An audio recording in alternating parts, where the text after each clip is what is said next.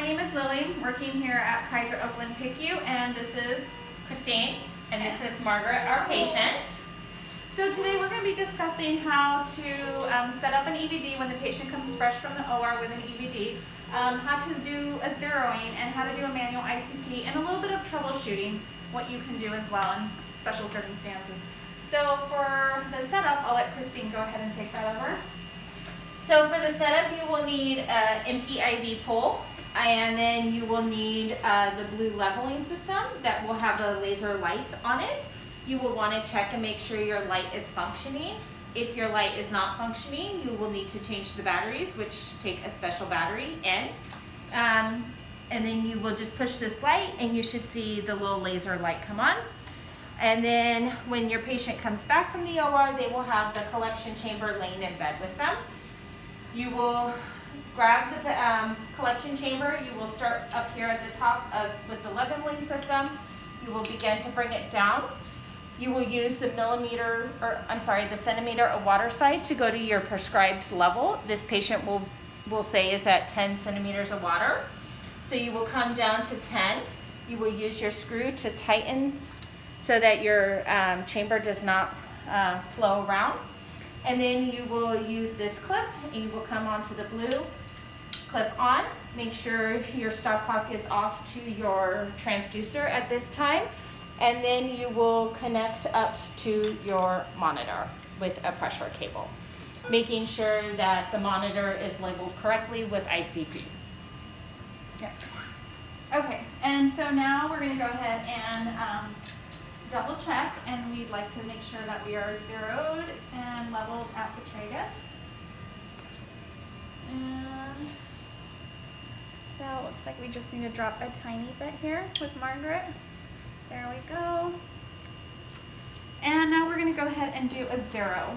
So just make sure when you go ahead and do that, you turn off to the patient. You don't want to drop to zero and then suddenly just have them dump a bunch of CSF and get into problems. Another thing to remember is that here at Kaiser, the way our transducer is set up is that we do not we don't open to air. Other institutions might, but we don't. So make sure this is always taped and closed. So now we're going to go ahead and we're closed to patient, we're open to the transducer, and now you're going to go ahead and just open it up, and you're going to drop to zero. And your centimeters of water and your millimeters of mercury are the same at zero. Okay, so you're already hooked up, you're at zero, and then you're going to go ahead and zero your line like you would any other pressure line. Hit zero. Here are your two beeps. Watch for your two zeros. There's one.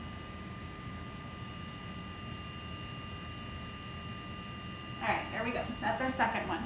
So just make sure you remember to go back to your prescribed level, which in this case it's 10.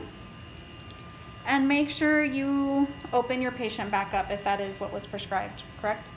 So go ahead and open up. So now I'm off to the transducer, I'm open to the patient, and just remember that when you are actively draining, you're not going to have an accurate ICP. So you have to turn off to you're going to have to turn off to get an actual accurate ICP. And so I'll let Christine go ahead and discuss how to do a manual ICP.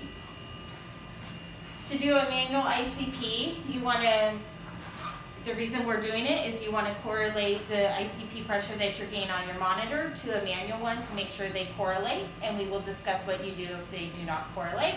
Again, like Lily said, to get a reading up on the monitor, you will turn your stopcock off to the chamber so that you are open to the patient and the transducer to get your reading. That will give you your monitor reading. To do a manual ICP, you're going to have your stopcock off to the transducer. You will unscrew your collection chamber and you will raise it up. You can just go up to about 20. You will notice that there is fluid in the tubing of the collection chamber, and you will start to see a little bubble. You will slowly begin to drop your collection chamber, watching the bubble. Once you see the bubble kind of start to settle out by the two arrows, that is your manual ICP, and you are going to look at the reading on your millimeters of mercury side. That is where your reading will be. So for this patient, we would say our ICP is 16. And then remember, once you get your reading, to go back down to your prescribed level, which you will be on the millimeters of the centimeter of water side. So this patient is at 10 centimeters of water, so we'll go back to 10. A couple things to keep in mind is how often are you zeroing. So you want to zero beginning of your shift. You also want to zero every time you've had a position change, when the patient gets out of bed, to go to the bathroom or to go sit in a chair. Make sure when you get your patient out of bed that you're actually turning the drain off to the patient so they're not, again, dumping a bunch of CSF. Now, what do you do if your manual ICP is off from your monitor ICP? So it depends on the number. If it's less than 5, we don't do anything. So we're allowed that little margin of difference. Now, if you're over 5 millimeters of mercury off, you got to do a little bit of troubleshooting. Re-zero everything again. Do your manual ICP again. If you're still off by more than 5, that's when you have to contact neurosurgery to see what they want to do. And anything else we're forgetting about? If your patient is going to CT MRI, you want to make sure, again, you're clamped off to the patient. You will most likely, might or might not need your whole setup, so you want to make sure you take this off. You take it off and then you put it at their bedside, secure it, and take this with them in case wherever they're going, they might need a quick little drain. You also have to remember, every time your patient moves, you have to level your drain. So once your patient is positioned in bed, you'll want to lock out the control so that the patient cannot raise or lower their head, which will then mess with the leveling of your EVD, which could then cause them to start dumping CSF that you do not want being dumped out and causing issues.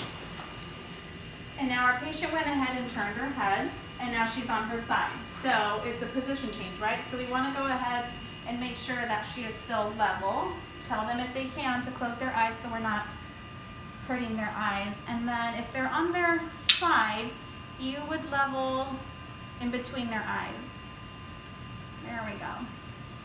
And that's that.